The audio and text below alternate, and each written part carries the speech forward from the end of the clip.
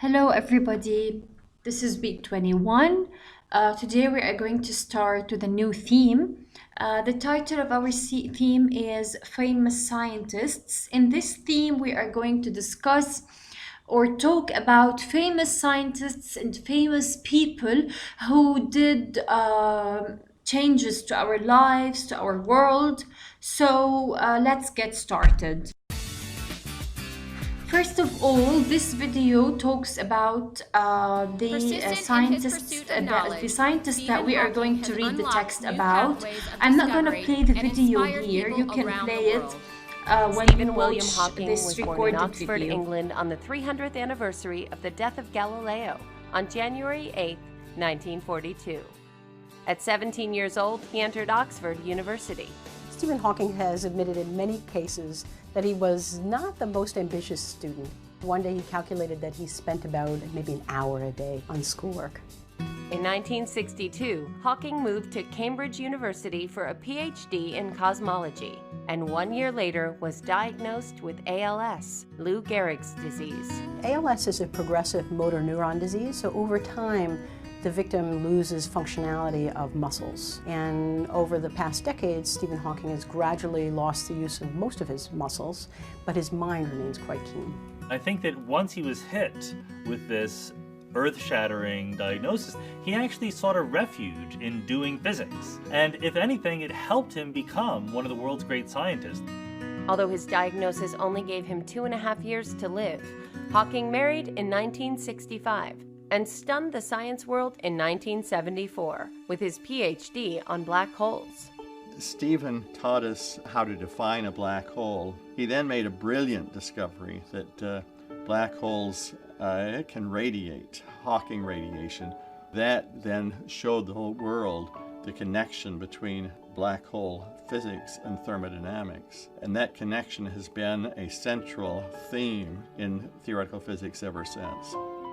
He became the Sherman Fairchild Distinguished Scholar at Caltech in 1974, and 5 years later, Hawking was named Cambridge University's Lucasian Professor of Mathematics, an honor bestowed on only 14 people since 1663. Stephen Hawking is a theoretical physicist of a very specific kind. He studies cosmology, particle physics, gravity. That's trying to understand the very basic laws of physics as well as where the universe itself came from. Hawking sees things that other people didn't see, time and again. He just thinks more deeply than most of the rest of us. And those insights have had big consequences. Even though Hawking deteriorated to the point that he needed a computerized speech synthesizer to speak, he wrote A Brief History of Time in 1988, selling more than 10 million copies. Stephen Hawking's book, A Brief History of Time, which was a bestseller for weeks and weeks, was about some of the most profound questions that face humanity. It's really about where we come from and where we're headed, from a physicist's point of view. After expanding upon his work with several more books, Hawking increased his popularity by guest starring in TV shows like The Simpsons, Star Trek: The Next Generation, and The Big Bang Theory. I think Hawking is absolutely the most popular physicist, probably since Einstein. There are plenty of other physicists who are working very deeply at nature's secrets, but Hawking has celebrity status that very few scientists reach. Hawking received the Presidential Medal of Freedom in 2009. Although he retired from teaching that same year, Stephen Hawking continues to be hailed as one of the greatest scientific minds of all time. Stephen Hawking as a scientist has had a tremendous impact on our understanding of the universe and the laws of nature. At the same time, as a human being, he has been an inspiration to the world, to his colleagues, and to people with disabilities everywhere.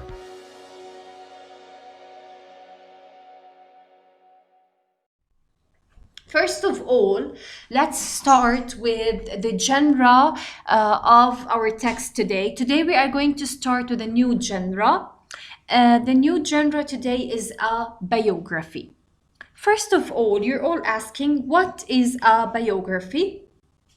I will tell you. A biography is a text written to inform a reader about real person's life. So a biography gives information about someone's life.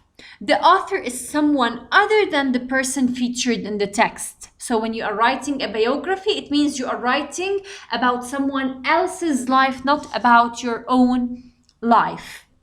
The author uses narration to tell the story of the person's life. So of course, in biography, there is narration because you are telling us a story about someone's life.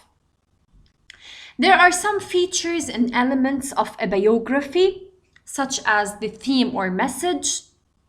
Maybe the theme or the message that this person, the famous person we are talking about, gives or sends to people, the problem and the challenges this person faced, the contents, the headings and subheadings, facts, because of course we are using real information, chronological order, which is very important because of course we are using dates, and we are using time, family and childhood, because of course when we are writing about someone's life, we are going to talk about his childhood and his family, big moments and events.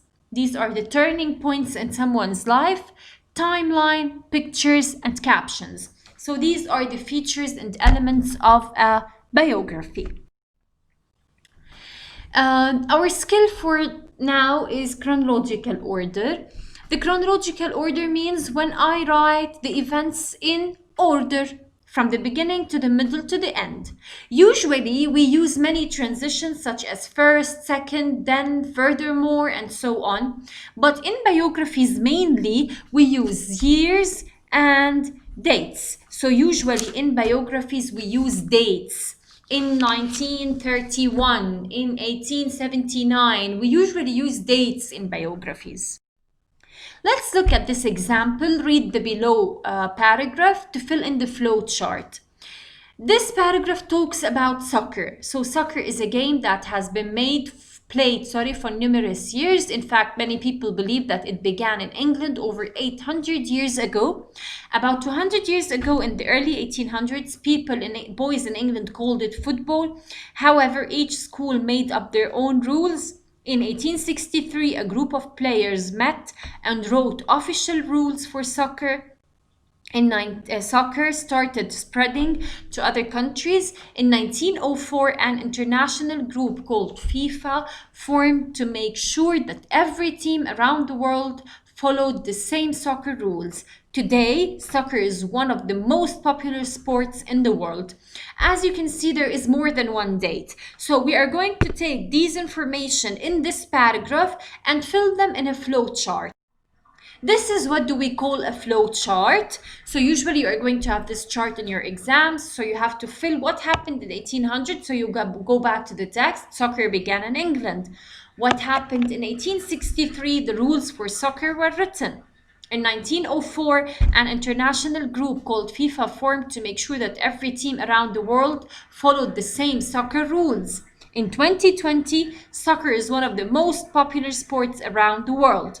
So as you can see, we filled this chart with the information from the text, copy paste. This is very easy. Okay, so this is what do we call a flow chart, and this is what do we mean by chronological order.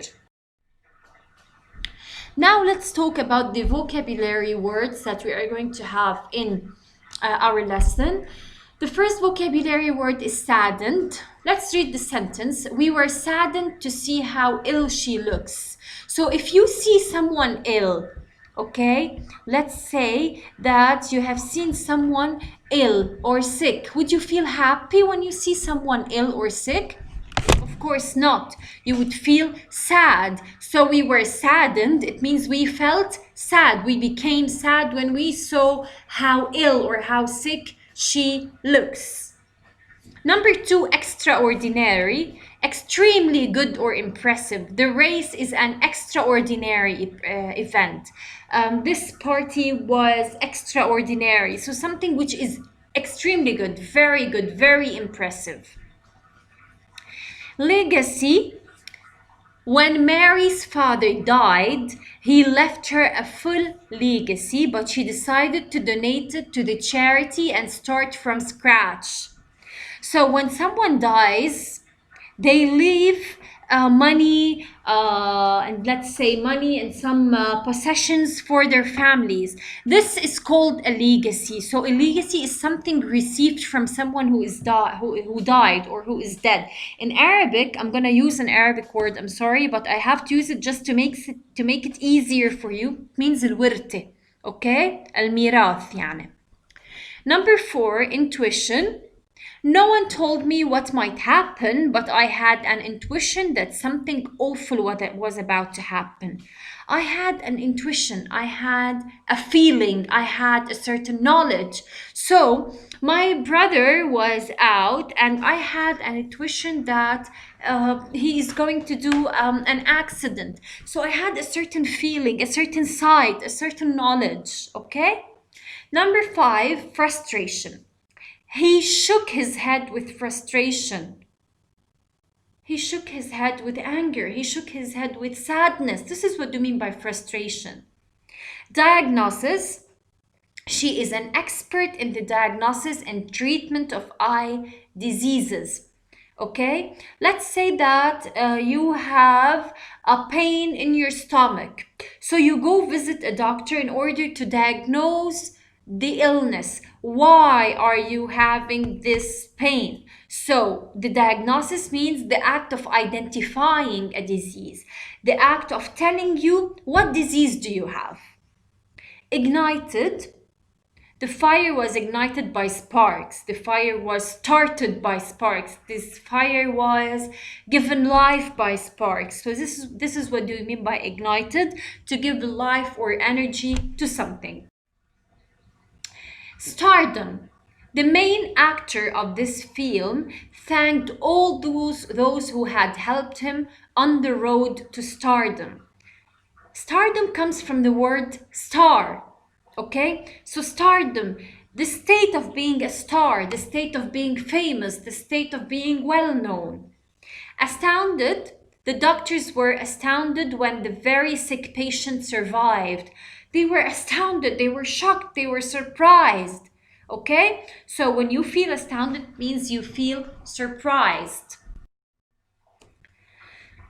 Let's start with our reading lesson. Our lesson is about a person who fought, who was very determined, who was very strong and brave. Let me ask you the essential question. How do some persons' insights shape outstanding scientists and inspire global audiences in the millions? How a disabled person, how can, let's say, a sick person, a person who suffers, become an outstanding scientist, which inspires the whole world?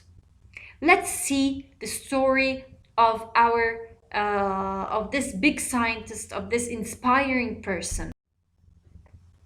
Read about how Stephen Hawking's willpower has made him the brightest star in the firmament of science.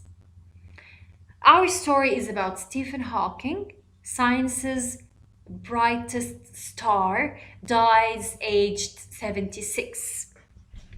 So, briefly, our story is about a scientist. His name is Stephen Hawking.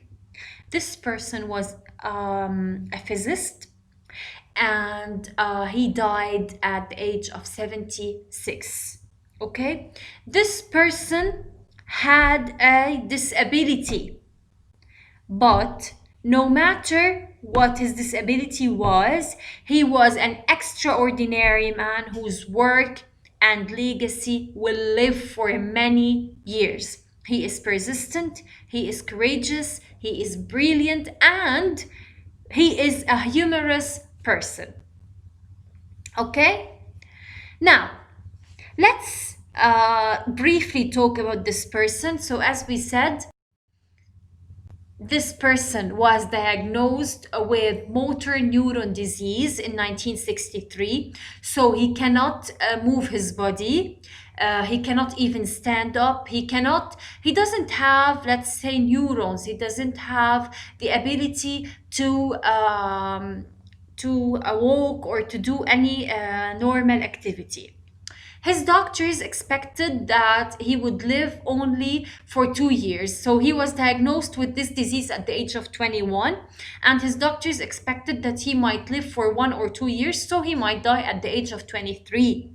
But for the great surprise, he died at the age of 76. He survived for more than half a century. This person didn't give up. He was very strong, even though he was also diagnosed with leukemia, and he was very strong. He did the impossible in order to achieve his goals, and his achievements are till now effective, and they are still inspiring the whole world. This person is married. He has 3 children. He made an amazing family despite from his disability, but he was able to make a great family.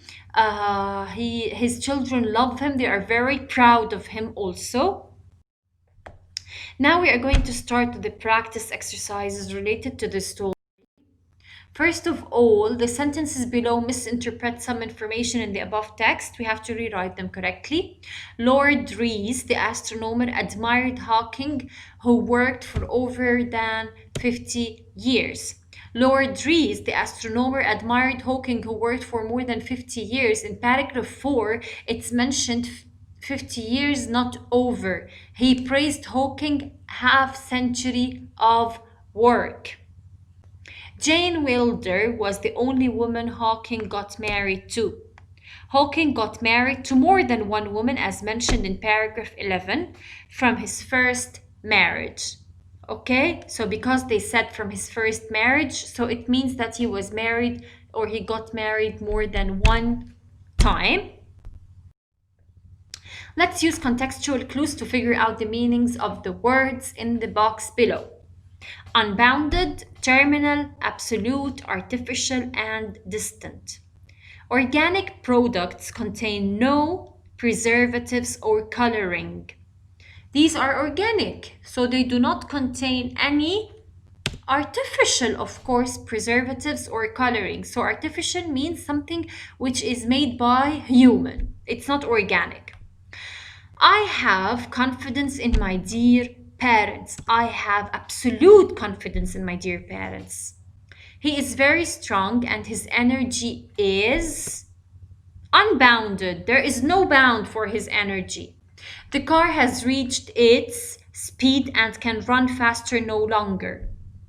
So it's reached its terminal speed, its maximum speed.